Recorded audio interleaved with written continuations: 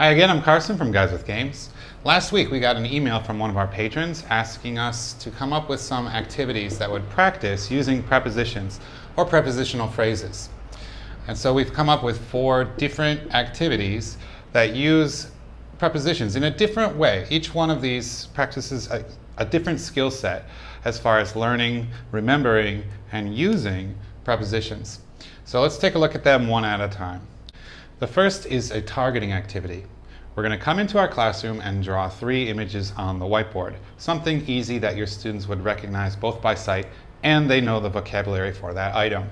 We'll use a star, a house, and a tree. Next, we're going to draw targets all around these 3 images and number them 1 through 10. I have a 10-sided die, so I'm going to use that to select something randomly.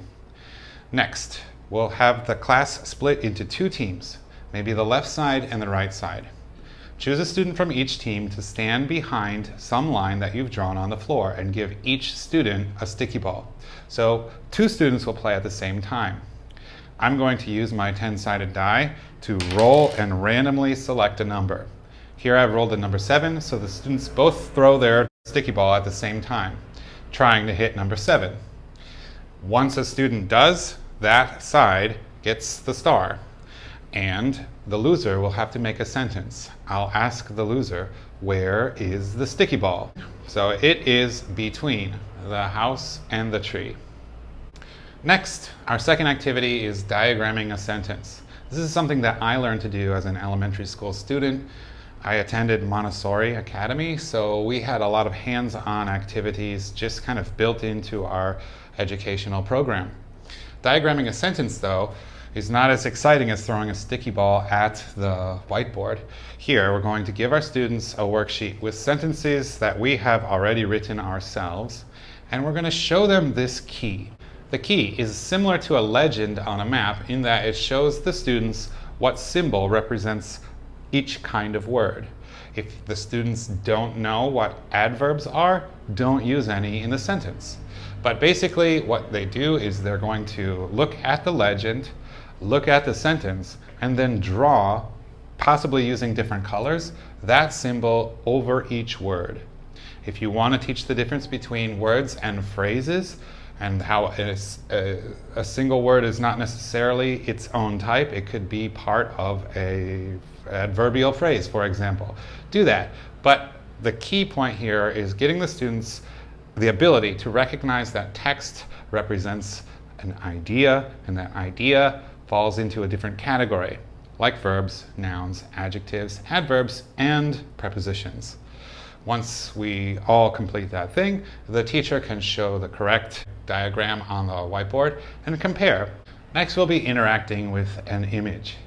Interacting by listening to the teacher describe the picture and using our knowledge of prepositions as the key unlocking factor for how to do this activity. Now, I've drawn a coloring book image, but you could download one of these for free off the internet and print them off.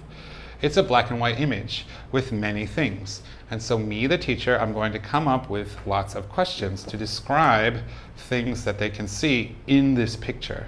So I might say, if we take a close-up look at this picture that I've drawn, I might say there is a clock on the blue building. So what am I doing? I'm telling the students what color things are, and their job is to color in this image based on how I describe it using a preposition. The next sentence would be something like, there is a red airplane over the brown building. And I'll give them some time to color it in. I've got this up on Patreon if you want mine exactly, but again, this is something you could easily do yourself. The fourth activity is very interesting. The students always enjoy doing this. They need to work in pairs, and I should mention right away that this only works in a face-to-face, in-person environment. You couldn't achieve this fourth activity online. But basically what you do is you're going to think ahead of time, how many students do you have in the class, and then pair them off. Pair them off so they're working with one partner each. If you have 14 students in a classroom, that means there's 7 pairs. You need to prepare 7 identical worksheets. And so what does a worksheet look like? You're going to collect some items items around the classroom, something that you don't need to buy, something like a marker, an eraser, maybe a dice, maybe a pencil case, things of this nature. And you're going to trace these things with some leeway. Leeway meaning your box in which the students need to place that item is larger.